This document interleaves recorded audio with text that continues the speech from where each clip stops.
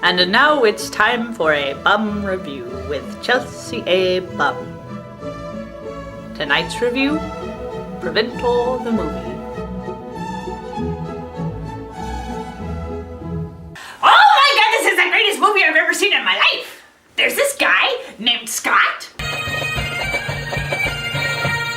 Okay, not that kind of Scott. And he's working on a cure for that disease when you can't remember anything. It has a really common name, but I can't remember it right now. What are we talking about? Oh yeah, Scotsman. So Scott is telling the story of his life? This is going to be a really long story. Look at how gray his beard is. We've got at least 5 centuries to cover. And one of those centuries involves cars. Hooray! I lived in a car once! I stole it off some guy and his kid. And so Scott is telling the story of how he was taking his sick son to the hospital when he got carjacked. Whoops.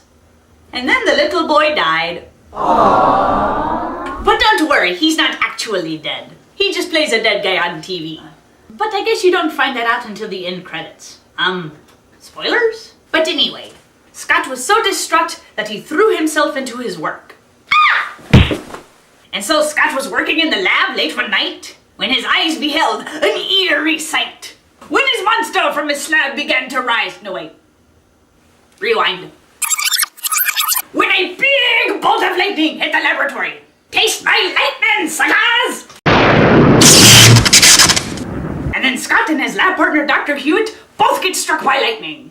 And amazingly somehow survive. Sounds to me like they were already superhuman to begin with. Scott came out 5 times smarter than the average human. He's like the Yogi Bear of superheroes. I'm 5 times smarter than the average nerd. And Dr. Hewitt came out with lightning zapping powers. And he became Electron. But you don't find that out until Cyber Chaos. Spoilers?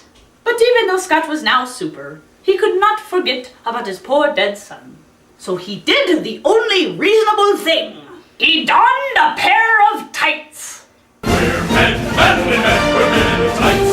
Yes! And he made a bunch of neat gadgets. He's like the Inspector Gadget of superheroes.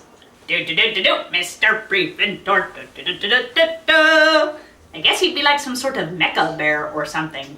Your picnic baskets are no longer safe. One of the gadgets that Preventor makes is called the Matter Shifter. And it plays an integral role for the rest of the series. Spoilers. And the Matter Shifter makes this funny noise.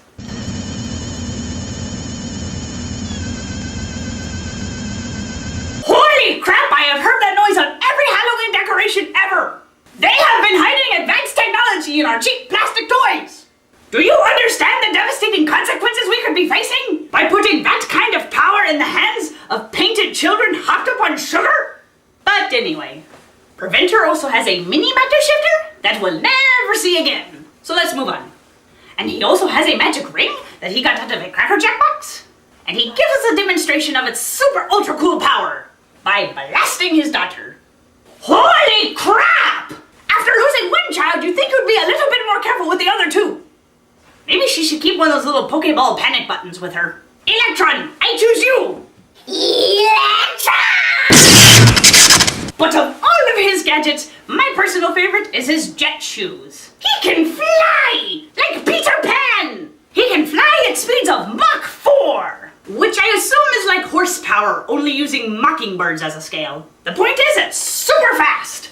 And he must really be super, considering his face always looks normal and doesn't do like Woody from Toy Story.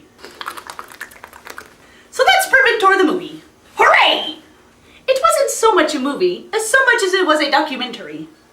And it wasn't even so much a documentary, as so much as it was an infomercial for superhero gadgets. He's like the Billy Mays of superheroes. I'm shouting at the screen, buy my stuff! So if you're ever in trouble, call Preventor on the double. This is Chelsea A. Bum saying, change! I got change! Come on, change! Come on, I want to buy some of those super gadgets! Or maybe send a wreath of flowers to the family. My bad.